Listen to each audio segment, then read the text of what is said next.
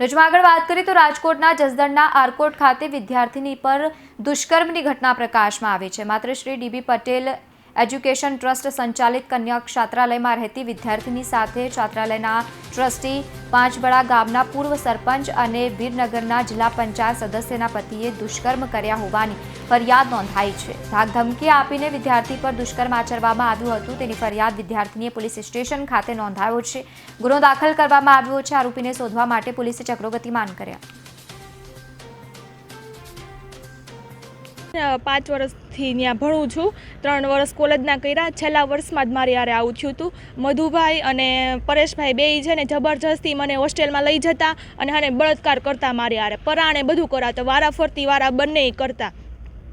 અને હું જો કહું ને કે હું ઘરે કહી દઈશ એવી બધી તો મને એવી ધમકી આપતા કે જો તું કહી દઈશ ને તો તારા મમ્મી પપ્પાને મારી નાખીશ એવી બધી ધમકી આપતા। અને મધુભાઈ એવું કીધેલું છે કે એને બધી છે ને આ વાતની જાણ રામાણી સરને છે કે એને હને ખબર છે કે હું હોસ્ટેલમાં આવું છું આવું કરું છું એ બધું રામાણી સરને ખબર। અને આ જે હોસ્ટેલમાં ભણે છે ને ત્યાં પરેશ રાદડિયા અને મધુભાઈ ટાઢાણી તે જંગવરના છે અને આ પરેશભાઈ વીરનગરના છે।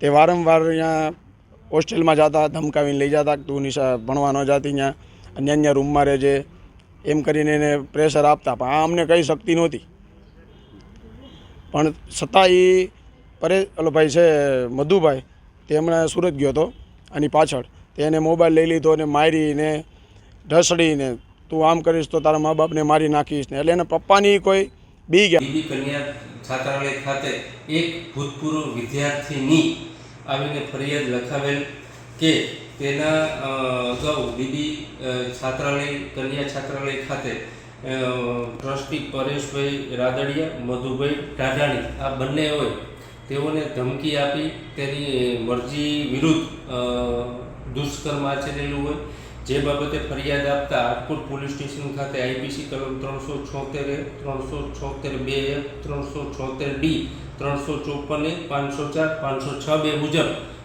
ગુનો